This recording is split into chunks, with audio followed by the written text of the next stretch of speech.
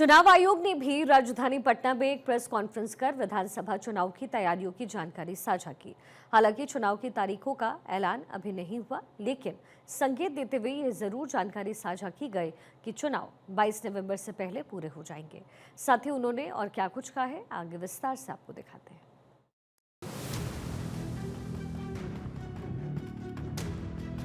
Bihar election के मद्देनजर आज इलेक्शन कमीशन ने प्रेस कॉन्फ्रेंस कर चुनावी तैयारियों की जानकारी साझा की। मुख्य चुनाव आयुक्त ज्ञानेश कुमार ने एसआईआर से लेकर वोटिंग प्रक्रिया तक की सारी जानकारी मीडिया के माध्यम से लोगों तक पहुंचाई। उन्होंने कहा कि वोटर लिस्ट का शुद्धिकरण हुआ है। चुनाव आयोग के मुताबिक जो अहम और बड़ी बातें रहीं, वो हम आपको सिलसिलेवार तरीके से बताते हैं कि कैसे इस बार का बिहार चुनाव दूसरे राज्यों में होने वाले चुनावों के लिए एक प्रेरणा बनेगा।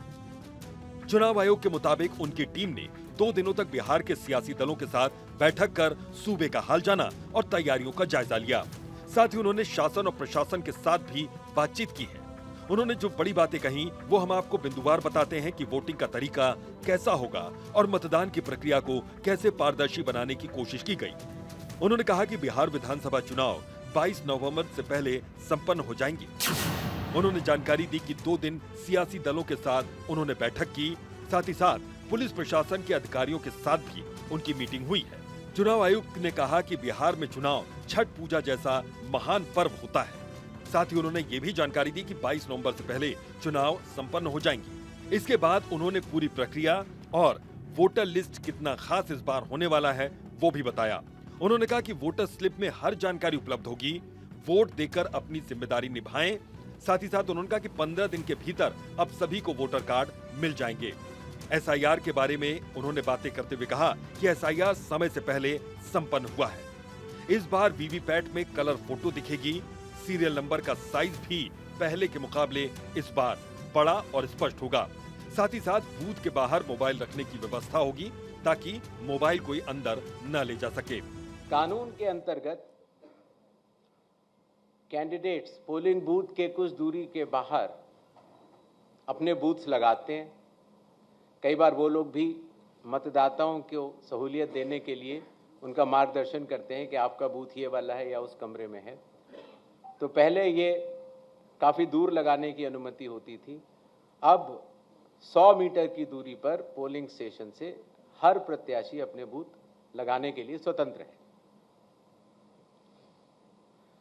पहले ये बात भी आती थी कि जो वेबकास्टिंग है, जो पोलिंग बूथ के अंदर जो वेबकास्टिंग होती है, वो कहीं 50% या कम से कम 50% या 60% बूथों पर होती थी।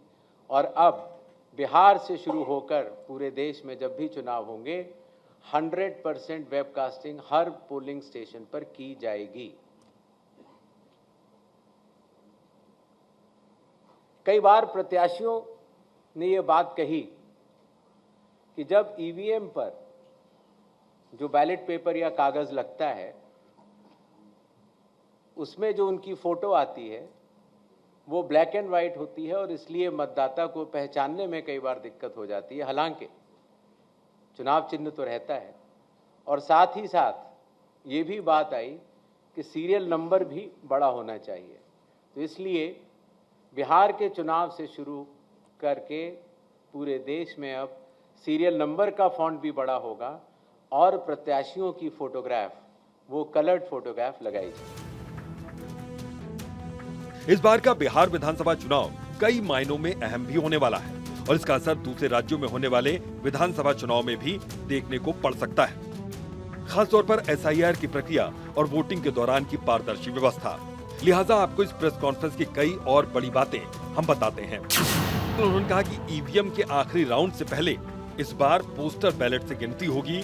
चुनाव के कुछ दिन बाद ही पूरा डेटा जारी कर दिया जाएगा। चुनाव आयुक्त का कहना है कि बिहार का चुनाव पूरे देश को इस बार नई राह दिखाएगा। साथ ही साथ सभी बूथों पर चुनाव प्रक्रिया का लाइव प्रसारण होगा। हर पोलिंग बूथ की 100% वेबकास्टिंग होगी, यानी कि 100% यहाँ पर लाइव प्रसारण सभी वोटिंग प्रक्रिया की होगी। किसी भी बूथ पर 1200 से ज्यादा वोटर्स नहीं होंगे, ये भी बताया। साथ ही साथ उन्होंने कहा कि वन स्टॉप डिजिटल प्लेटफॉर्म तैयार करवाया गया है। जब मतदान पूर्ण हो जाता है तो कानून के अंतर्गत उस समय जो पोलिंग एजेंट्स उपस्थित होते हैं, प्रिसाइडिंग ऑफिसर ईवीएम में देखते हैं कि टोटल कितने वोट पड़े और वो फॉर्म 17C में भरने के बाद उन पोलिंग एजेंट्स को देते हैं जो कि वहां उपस्थित होते हैं। तो आपके माध्यम से आगामी प्रत्याशियों को भी मैं ये कहना चाहूँगा कि अपने पोलिंग एजेंट्स को मतदान शुरू होने से पहले पहुँचें, मॉक पोल अपने आंखों के सामने देखें और उसी तरीके से मतदान पूर्ण होने पर प्रिसाइडिंग ऑफिसर से अपना फॉर्म 17C लेकर आएं। ईवीएम की काउंटिंग यूनिट में अगर कोई भी मिसमैच होगा तो ऐसी सभी वीवीपैट की गिनती पूर्णतः की जाएगी। इसी तरीके से पोस्टल बैलेट्स की गिनती भी ईवीएम के आखिरी 2 राउंड से पहले पूर्ण करना अनिवार्य होगा और ईवीएम के आखिरी 2 राउंड उसके बाद ही शुरू होंगे। चुनाव खत्म हो जाता है तो उसके बाद हमारे सारे मीडिया कर्मी और काफ़ी लोग ये जानना चाहते हैं कि कितने वोटर्स थे, कितने लोगों ने वोट किया, कितनी महिलाओं ने वोट किया। ये सारा डिटेल इंडेक्स कार्ड में अवेलेबल होता था और पहले हम इसको अलग से लेकर फिर चुनाव के समाप्त होने के बाद काफ़ी दिन लग जाते थे इसको इकट्ठा करने में, उसके बाद हम इसको वेबसाइट में डालते थे। और अब चूँकि धीरे धीरे ECI नेट का प्रोग्रेसिव इम्प्लीमेंटेशन हो रहा है, इसलिए ये डिजिटल इंडेक्स कार्ड्स चुनाव खत्म होने के कुछ दिनों के भीतर ही आप सभी को देखने को मिलेंगे। मुख्य चुनाव आयुक्त चुनाव की तैयारियों को लेकर बेहद संतुष्ट भी नजर आ रहे हैं और पूरी तरह से तैयार भी। जाहिर है चुनाव आयोग की तैयारी पूरी है। अब सियासी दल इन चुनावों में पूरा दमखम झोंकते हुए नजर आ रहे हैं, क्योंकि ये चुनाव किसी के लिए साख का सवाल है तो किसी के लिए सियासी भविष्य का।